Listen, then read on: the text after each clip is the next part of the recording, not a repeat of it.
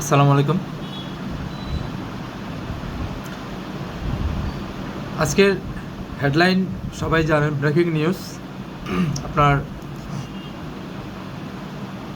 ঢাকা বিশ্ববিদ্যালয়তে যে ধরনের ঘটনা ঘটেছে আজকে খুবই নিন্দাজনক, যেটা সাপোর্ট কেউ করবে না।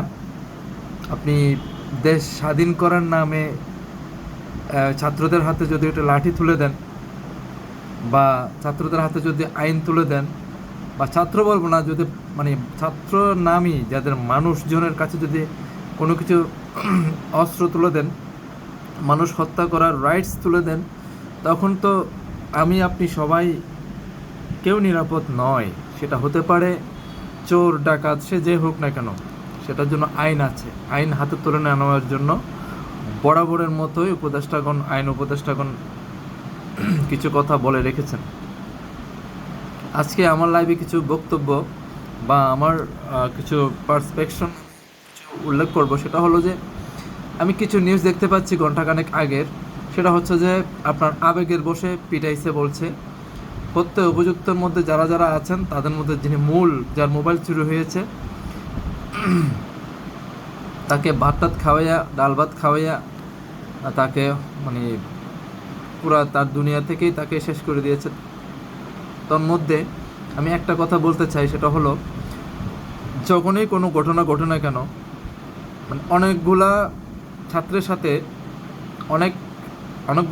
সাথে অনেকেই আবার জড়ায়া যায়। এখন আমার প্রশ্ন হচ্ছে যে এই ছাত্রদের মধ্যে কি ছাত্রলীগ নাই? এই ছাত্রদের মধ্যে কি আওয়ামী লীগ নাই?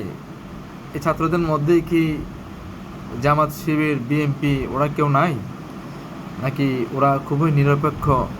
নাকি ওরা ইন্ডিয়ান এখানে কিছু কথার আভাস কিন্তু আমি আমার এই ভিডিওর মাধ্যমে দেওয়ার চেষ্টা করতেছি। আপনারা এই ভিডিওটা বেশি পরিমাণে শেয়ার করবেন। আমি এটাই মেসেজ দেওয়ার চেষ্টা করতেছি যে আপনারা যেটা শুরু করেছেন সেটার বিনিময়ে আমরা কিন্তু তৃতীয় পক্ষ, সেটা হতে পারে আপনারা যাকে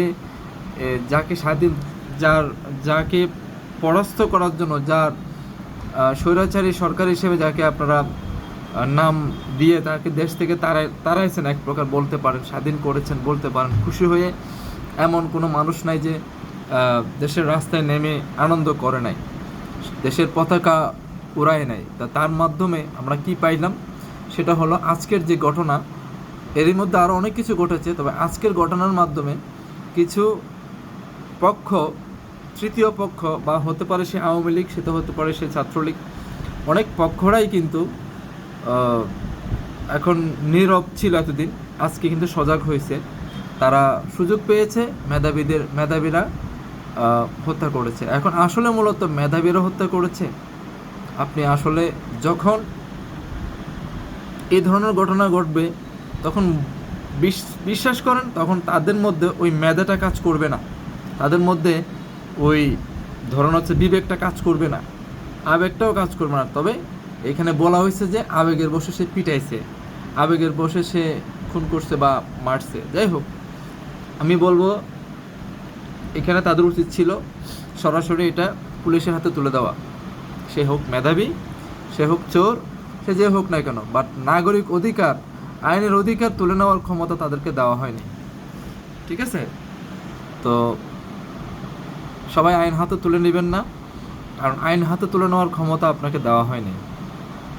রাষ্ট্রের ক্ষমতা আপনাকে যাদেরকে দেওয়া হয়েছে তাদেরকে চালাতে দেন, নতুবা আপনারাই বলেন আপনারা চালাবেন। ধন্যবাদ। ভিডিওটা শেয়ার করবেন। আল্লাহ হাফেজ।